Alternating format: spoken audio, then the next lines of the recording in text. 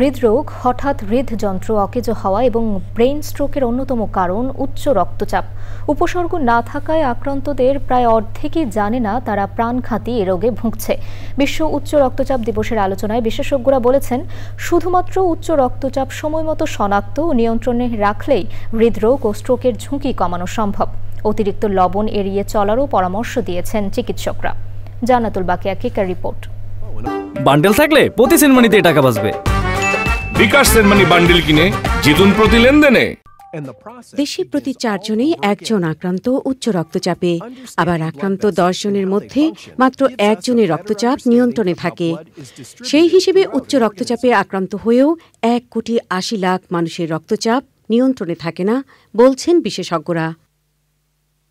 বিশ্ব উচ্চ রক্তচাপ দিবসের আলোচনায় উল্লেখিত পরিসংখ্যান তুলে ধরেন বিশেষজ্ঞরা।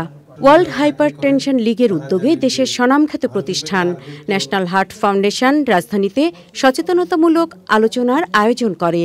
ইফ ইট ইজ 5% তাও কিন্তু ভয়াবহ, কারণ এটা আমরা কমানোর চেষ্টা করতেছি, কমতেছে না, দিনে দিনে বাড়তেছে।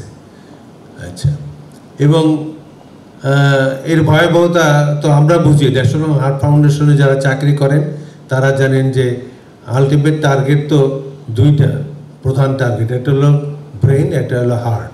বিশেষজ্ঞরা বলছেন, শরীরে প্রয়োজনীয় লবণের চাহিদা 5 মিলিগ্রাম।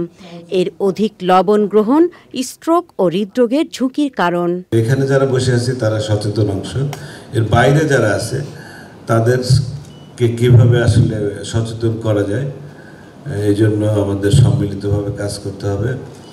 হৃদরোগ ও স্ট্রোকজনিত অকাল মৃত্যু ঠেকাতে ফাস্ট ফুড এড়িয়ে সুষম খাবার নিশ্চিত করা, রাত জাগা বন্ধ এবং কায়িক পরিশ্রমের পরামর্শ চিকিৎসকদের।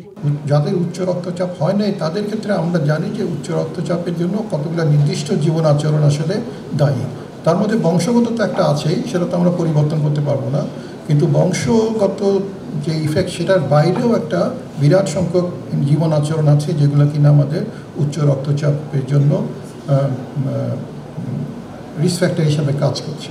আমরা বিভিন্ন জায়গায় হার্ট ক্যাম্প করে থাকি রেগুলারলি। আমাদের চিকিৎসকরা, বিশেষজ্ঞরা গিয়ে সেই হার্ট ক্যাম্পগুলোতে রোগী দেখে থাকেন। তাছাড়া অত্র ফাউন্ডেশন থেকে বিভিন্ন প্রাইমারি স্কুল, মাদ্রাসায়ও বিনামূল্যে জন্মগত হৃদরোগের স্ক্রিনিং প্রোগ্রাম হয়ে থাকে। চিকিৎসকরা বলছেন, উচ্চ রক্তচাপে ভুক্তভোগী বিপুল সংখ্যক রোগী চিকিৎসার আওতায় আসে নাই।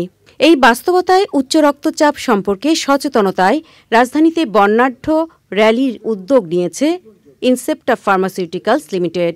ন্যাশনাল হার্ট ফাউন্ডেশন ও ঢাকা মেডিকেল কলেজ হাসপাতালের চিকিৎসক ও সংশ্লিষ্টরা এই র্যালিতে অংশ নেন। Jannatul Bakiya Keka, channel I, Dhaka.